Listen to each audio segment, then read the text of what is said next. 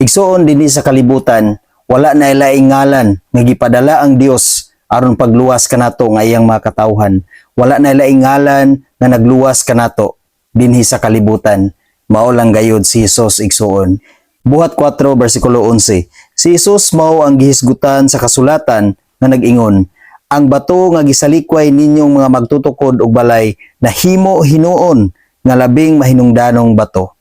Igsuon si Hesus sa iyang pagkatao dinhi sa kalibutan, sa gipakatao siya sa Dios dinhi sa kalibutan, daghan gayud kaayong mga tao nga wala mituo kaniya. Daghan kayong mga tao nga dili maminaw sa iyang pagsangyaw sa pulong sa Dios. Daghan kayong mga tao nga dili manuo kaniya, wala nituo sa pulong sa Dios o wala musunod sa pagbuhat sa kabubuton sa Dios pinaagi sa pagsangyaw ni Hesus. Apa nagpadayon si Hesus sa pagsangyaw sa pulong sa Dios. Ug atong nakita igsoon nga sa ilang pagsalikway ni Hesus dinhi sa kalibutan, siya ang hinungdan nga kitang tanan nakadawat sa gasa sa Dios nga mao kanang kaluwasan. Kitang tanan nga makasasala dinhi sa kalibutan gidupan ni Hesus aron ang atong sala ngadto sa Dios mapasaylo gayud. Maong ikaw karon igsuon, ampingi ka ng gasa nga naa nimo karon. Ampingi ka ng gasa nga gihatag ni Hesus kanimo. Tud kay kung dili na nimo ampingan igsuon, wala na ilaing ngalan nga magpakamatay pa dinhi sa kalibutan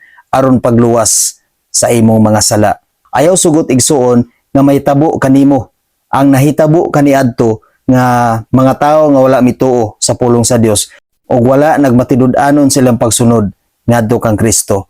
Tud kay nag-ingon ang pulong sa Ginoo sa buhat 4 bersikulo 12, ang kaluwasan makaplagan lamang diha kaniya kay dinhi sa kalibutan wala nay laing ngalan nga gihatag sa Dios ngadto sa katawhan nga maoy makaluwas kanato. Wala na gyud laing ngalan igsuon nga atong makaplagan dinhi sa kalibutan. Si Hesus lang gayud ang nagluwas kanato. Siya lang gayud ang maghatag kanato og tinuod nga kaluwasan.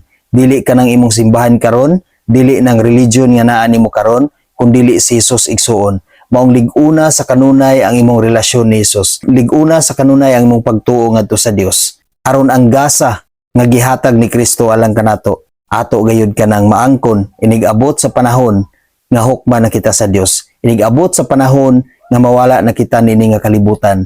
Ato gayud kanang maangkon igsuon. Og wala kita ilaingalan nga simbahon, wala kita ilaingalan nga dayigon, kundili ang ngalan lang ni Hesus igsuon. Tud kay diha kaniya atong makaplagan ang tinuod nga kaluwasan. Wala na ilaingalan igsuon nga gipadala ang Dios dinhi sa kalibutan kung dili si Hesus lang gayud. Maong igsuon ampo og salig sa kanunay og lig-una ang imong pagtuo ngadto sa Dios. Amen. God bless sa tanan.